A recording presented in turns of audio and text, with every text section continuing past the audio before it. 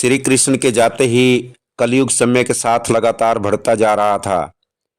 और कल की पुराण में भी कहा गया है कि उस वक्त ब्रह्मा जी की पीठ से बेहद घिनौने दिखने वाले एक अजीब से इंसान का जन्म हुआ, जिसका नाम था अधर्म। प्रिय भक्तजनों, आप सबका एक बार फिर से स्वागत है हमारे YouTube चैनल अध्यात्म ज्ञान पर।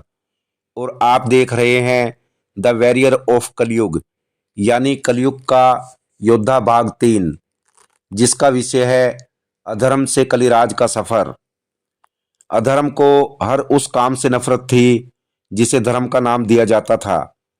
धर्म का पालन करने वाले लोगों को तंग करना अधर्म नाम के इस इंसान को सबसे ज्यादा पसंद था।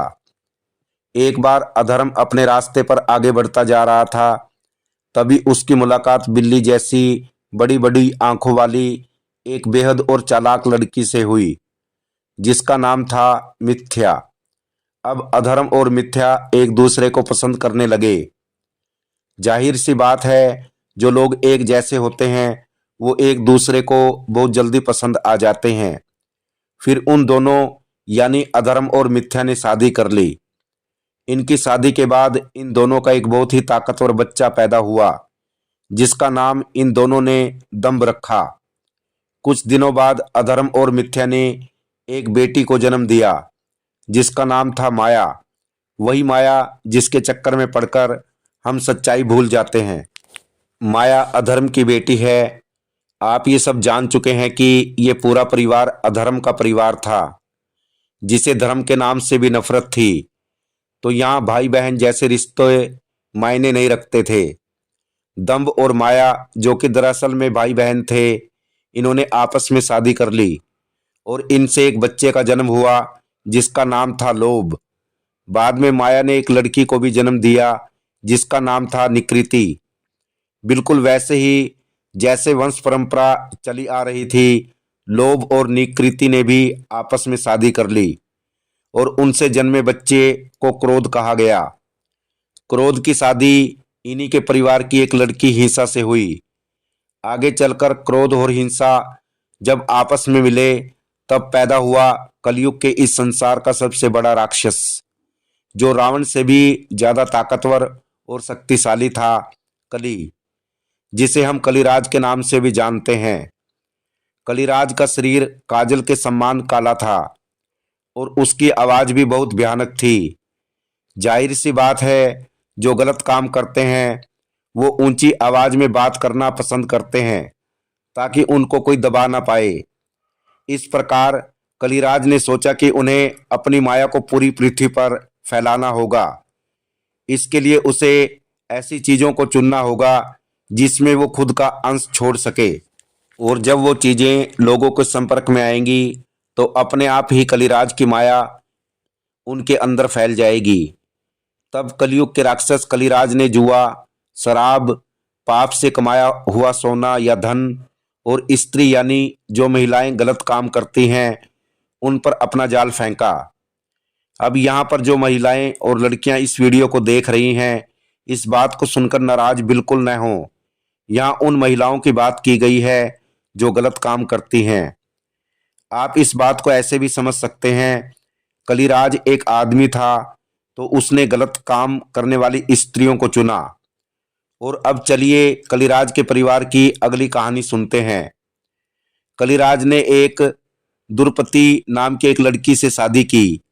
आगे चलकर दुर्पति ने 2 बच्चों को जन्म दिया। एक था लड़का जिसका नाम था भयानक और एक थी लड़की जिसका नाम था मृत्यु।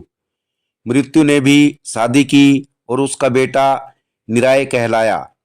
निराय ने यात्रा से शादी की और ऐसे ही कलिराज का परिवार बढ़ता चला गया। और इस कलिराज के परिवार में हजारों बच्चे पैदा हुए जो कलिराज की तरह दुष्ट थे।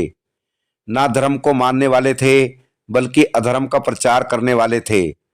उन्हें पूजा पाठ, धर्म संस्कार, नीति, वेद, पुराण, हर चीज से नफरत थी और वो इस पूरी दुनिया को विनाश के कगार पर ले जाना चाहते थे।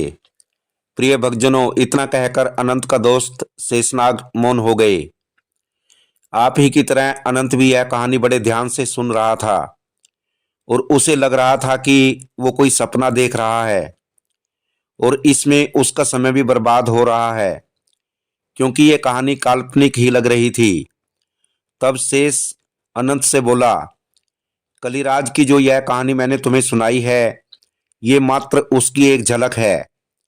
कलिराज का असली चेहरा अभी आपके सामने आया ही नहीं है, और जब वो आएगा तो आप सोचने पर मजबूर हो जाएंगे कि आपने इस तरह तो कभी सोचा नहीं था।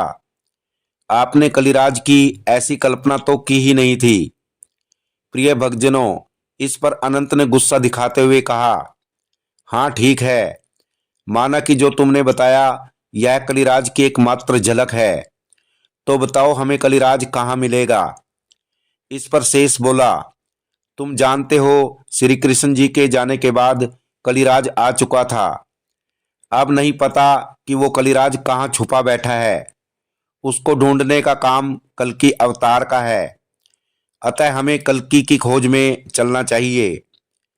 कौन है ब्रह्म क्षत्रिय और कैसे बुलाएंगे वो कल्कि अवतार को अपने पास।